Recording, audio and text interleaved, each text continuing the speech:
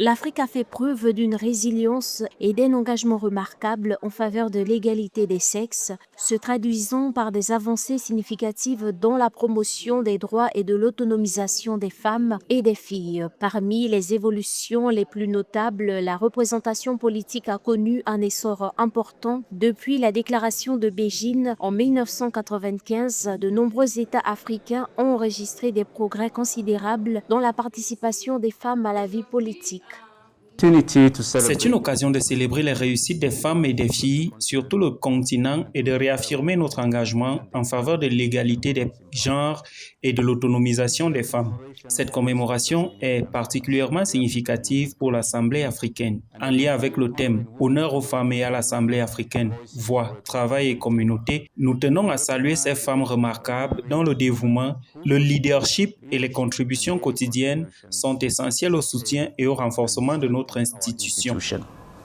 Le Rwanda détient la première place mondiale avec plus de 60% de femmes parlementaires. Des pays comme l'Afrique du Sud, la Namibie et le Sénégal ont également progressé vers une représentation équilibrée. En éducation, l'écart de scolarisation s'est réduit. Exemple, Kenya, Ghana et Botswana, autonomisant les filles. Économiquement, les femmes africaines sont de plus en plus entrepreneurs et leaders soutenus par des initiatives comme le Fonds de développement des femmes africaines et Women in Business de l'Union africaine favorisant croissance et innovation.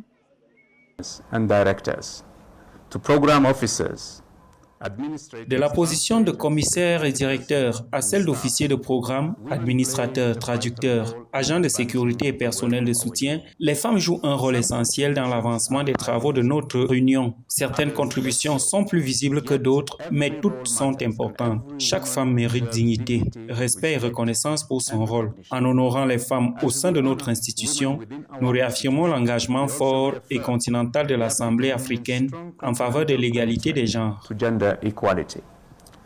Toutefois, malgré ces avancées, les inégalités de genre demeurent profondes dans de nombreuses sociétés africaines. Les femmes continuent de faire face à des obstacles liés aux normes sociales, aux discriminations juridiques ou encore à un accès limité aux ressources économiques. Les violences basées sur le genre, les mariages précoces et certaines pratiques traditionnelles néfastes restent également des préoccupations majeures dans plusieurs régions du continent. De plus, les femmes sont souvent sous-représentées dans des postes de décision, notamment dans les secteurs économiques et politiques stratégiques. La solidarité que nous souhaitons pour les femmes de ce continent doit prendre racine au sein même de notre institution, de notre commission. Il nous est impossible de faire valoir les droits et la justice des femmes et d'être crédibles auprès des 55 États membres si nous ne pratiquons pas d'abord cette justice, la dignité, le soutien et la reconnaissance mutuelle entre nous. Cet engagement est bien sûr incomplet et moins percutant s'il n'est pas pleinement et généreusement soutenu par nos frères à tous les niveaux.